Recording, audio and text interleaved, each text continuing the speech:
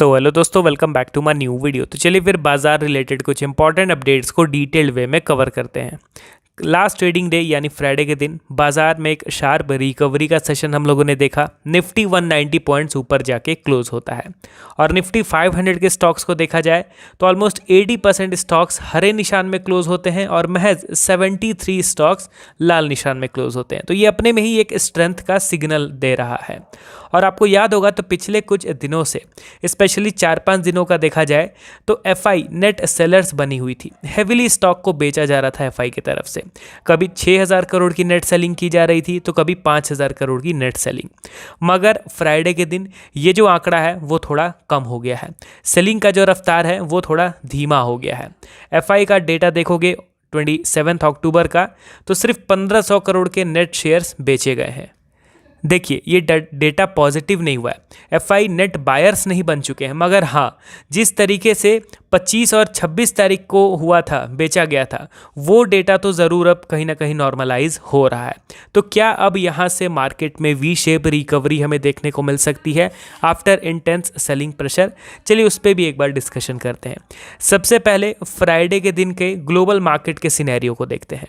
तो Dow Jones future देखोगे तो 429 पॉइंट्स डाउन के साथ क्लोज होता है और गिफ्ट निफ्टी जो ये दर्शाता है कि नेक्स्ट ट्रेडिंग डे में बाजार हमारा कहाँ पे ओपन हो सकता है, तो वो भी 97 पॉइंट्स डाउन के साथ क्लोज हो रहा है।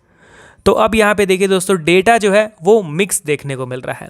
फ्राइडे के दिन इंडियन शेयर मार्केट में रिकवरी देखने को मिली थी, मगर ग्लोबल मार्केट को देखा जाए तो उनमें एक डिसेंट करेक्शन फ्राइडे के दिन भी कंटिन्यू रहा था।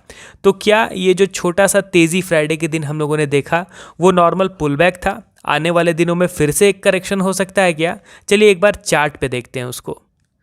तो यहाँ पे मैंने निफ्टी के चार्ट को ओपन कर लिया, ठीक है। आप क्या देख रहे हो, 18,868, ये ऑलरेडी निफ्टी का एक मेजर सपोर्ट लेवल था और पिछले 5-6 दिनों से कंटिन्यूसली निफ्टी नीचे के डायरेक्शन में मूव कर रहा है। और ये लाजमी है दोस्तों, कॉमन है, अगर कोई स्टॉक या फिर इंडेक्स लगातार नीचे गिरता है तो अपने सपोर्ट लेवल पे कोई तो बुलिश कैंडलस्टिक ज़रूर ही बनाएगा। अब आप यहाँ पे क्या देख रहे हो, ये मार्केट का नेचर नहीं है कि इसी तरीके से फ्री फॉल होके डायरेक्टली 2,000-3,000 पॉइंट नीचे गिर जाए। ऑब्वियस सा बात है कि अगर कोई भी स्टॉक या इंडेक्स नीचे गिरता है तो ये स्विंग्स क्रिएट करते हुए नीचे गिरता है और इन्हीं स्विंग्स में चांसेस बनते हैं कि शायद अब यहाँ से ये रिकवर करके ऊपर भी जा सकता है। अब यहाँ पे ध्यान दिया जाए तो लास्ट ट्रेडिंग डे में एग्जैक्टली इसी पर्टिकुलर जो मेजर रेजिस्टेंस पहले हुआ करता था निफ्टी का, उसी रेजिस्टेंस पे निफ्टी ने यहाँ पे सपोर्ट लेने की कोशिश करी है। अब आप यहाँ पे ध्यान दीजिए दोस्तों कि पिछले कुछ दिनों से कंटिन्यूसली निफ्टी एक ही डायरेक्शन में मूव कर रहा था, नीचे गिर रहा था without giving any major pull back, और इसी के साथ यहाँ पे 18,868 पे बायर्स एक्टिवेट होते हैं और उसके बाद निफ्टी को ऊपर ले जाने की कोशिश करते हैं। अब यहाँ पे प्रॉपर क्लियर कट कंफर्मेशन कब मिलेगा कि हाँ निफ्टी अब यहाँ से श्योर शॉट ऊपर जाएगा? देखिए दोस्तों, अब आने वाले समय में कोई इस तरीके का double bottom chart pattern create करता है। Double bottom chart pattern create करेगा तो हम लोग ये समझेंगे कि हाँ निफ्टी अब यहाँ से कंप्लीटली बुलिश हो चुका है। क्योंकि आप यहाँ पे देखिए दोस्तों, यहाँ पे नेट सेलर्स जो बैठे हुए हैं, सेलर्स ने निफ्टी को नीचे की ओर पुश किया, ठीक है, और अब यहाँ पे बायर्स ने निफ्टी को ऊपर की ओर पुश किया। अब नो डाउट यहाँ पे दोबारा से सेलर निफ्टी को नीचे की ओर पुश करने की कोशिश करेंगे और इस बार जब सेलर अपना प्रेशर लगाएंगे तो ये 18,868 के लेवल का ब्रेकडाउन नहीं होना चाहिए। अब देखिए, अगर बाय चांस मार्केट में आने वाले दिनों में एक करेक्शन होता है और मार्केट नीचे गिरता है, मगर हल्का सा नीचे गिरता है, फिर अगले दिन इस तरीके से रिवर्स कर जाता है, तो यहाँ पे हमें इंडिकेशन मिल गया कि मार्केट हमारा बुलिश हो गया है। कैसे बुलिश हो गया है? क्योंकि यहाँ से दोस्तों सेलर्स ने नीचे गिराने की कोशिश करी, मगर जिन बायर्स ने यहाँ से निफ्टी को ऊपर उठाने की कोशिश करी थी वो लोग अब दोबारा से एक्टिवेट होंगे, अपने बाइंग प्राइस के नीचे आने नहीं देंगे और फिर से वो लोग इस तरीके से पुश करेंगे। अब यहाँ से जो ऊपर की ओर पुश किया जाएगा तो जो भी छोटे सेलर्स जिन्होंने यहाँ से निफ्टी को गिराने की कोशिश करी थी वो लोग सबसे पहले मार्केट से एग्जिट होंगे और यहाँ पे जो सेलर्स बैठे हुए हैं टॉप में, अब वो लोग भी सोचेंगे कि नहीं, अब यहाँ पे बायर्स पावरफुल हो रहे हैं, थोड़ा बहुत हमें ऑलरेडी डिसेंट प्रॉफिट हो रहा है इतने दिनों में, तो अब हम लोग भी अपना प्रॉफिट बुक करके मार्केट से एग्जिट कर जाते हैं कुछ समय के लिए। अब इसी पर्टिकुलर साइकिल से आप देखोगे तो फिर धीरे धीरे करके निफ्टी अपर डायरेक्शन में मूव करने लग जाएगा। तो आई होप दोस्तों आपको आगे का प्राइस बिहेवियर समझ में आ गया होगा कि आगे किस तरीके से निफ्टी बिहेव करेगा। तो हम लोग प्रिडिक्ट करेंगे कि हाँ, मार्केट हमारा अब ऊपर जा सकता है या फिर एज यूजुअल नीचे जा सकता है।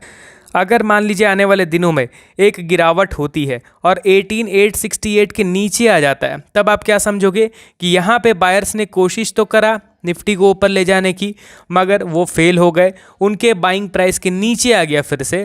तो मतलब यहाँ पे अब सेलिंग प्रेशर इंटेंसिफाई हो जाएगा और एक मेजर करेक्शन फिर आने वाले दिनों में देखने को मिल सकता है।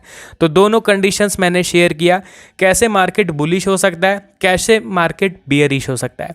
अब देखते हैं कि इन दोनों कंडीशंस में कौन सा कंडीशन फुलफिल होता है मार्केट में आने वाले दिनों में। अगर कोई डाउट है इस पर्टिकुलर प्राइस बिहेवियर को आपको समझने में, जो भी चीज़ें मैंने इस वीडियो में एक्सप्लेन करी, तो आप कमेंट करो। कमेंट सेक्शन में आपके डाउट्स को क्लियर करने का मैं कोशिश करूंगा। चलिए अब लास्टली 2 स्टॉक्स को कवर करते हैं, क्योंकि अभी मार्केट वॉलेटाइल हो रहा है, तो बहुत से लोगों को लग रहा है कि ऐसे भी स्टॉक्स हैं जो हमारे हाथ से छूट रहे हैं। और उस लिस्ट में पहला स्टॉक है Bajaj finance limited. Last trading day में 1.15% का हम लोगों ने तेज़ी देखा। अब यहाँ पे आप क्लियर कट देखो दोस्तों, यहाँ पे एक प्रॉपर इनसाइड कैंडल बन चुका है। ये एक बड़ा सा रेड कैंडल है और इसके अंदर एक छोटा सा रेड कैंडल है, ठीक है। अब ये प्रॉपर इनसाइड कैंडल है जो कि हाई और लो के अंदर में ही बना हुआ है। अब यहाँ पे ये जो पर्टिकुलर लेवल है 7411, ये एक मेजर लेवल है, आप लोग इसको नोट कर लो। अगर बाई चांस 7411 के नीचे आता है बजाज फाइनेंस का स्टॉक, तब आप क्लियर कट समझ जाना कि अब आने वाले दिनों में ये 7149 के लेवल पे इजीली देखने को मिल जाएगा। और अगर ये स्टॉक 7654 के ऊपर निकल जाता है तो क्लियर कट वहाँ पे कुछ शेयर खरीदेंगे, ये सोच के कि स्टॉक ने अपना बॉटम क्रिएट कर लिया है, अब यहाँ से करेक्शन आने के चांसेस बहुत कम रहेंगे। आप गूगल करके सर्च करो कि कोई भी स्टॉक अगर इनसाइड कैंडल फॉर्म करता है तो उसके बाद नेक्स्ट मूव वहाँ पे कैसा रहता है। ये एक छोटा सा इनसाइड कैंडल है और ये एक बड़ा कैंडल है, ठीक है। अब इस पर्टिकुलर बिग कैंडल के हाई लो को हम लोगों को मार्क कर लेना है। ऊपर निकलेगा तो स्टॉक ऊपर जाएगा और इसके नीचे गिरेगा तो स्टॉक नीचे गिरेगा, ठीक है।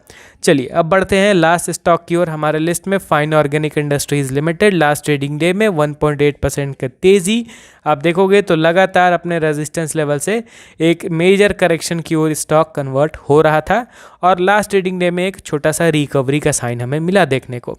एग्जैक्टली अपने सपोर्ट लेवल पे स्टॉक आता है और वहाँ से थोड़ा बहुत बाइंग मोमेंटम होता है। अब यहाँ पे एज यूजुअल एक बुलिश प्राइस एक्शन का इंतज़ार करेंगे, क्योंकि ये पर्टिकुलर ग्रीन कैंडल हमें कुछ भी नहीं बता रहा है कि ये बुलिश है या बेरिश है।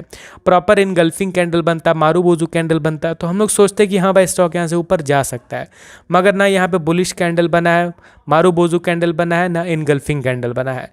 तो इसीलिए प्रॉपर यहाँ पे यही रहेगा कि एक चार्ट पैटर्न फॉर्मेशन का इंतज़ार करेंगे। स्टॉक हल्का ऊपर जाके नीचे गिरेगा और इंस्टेंटली फिर से जो गिरने का लेवल है उसको ब्रेक कर देगा ऊपर की ओर, तब बुलिश प्राइस एक्शन फॉर्मेशन के अनुमान से हम लोग वहाँ पे फिर कुछ शेयर खरीदेंगे।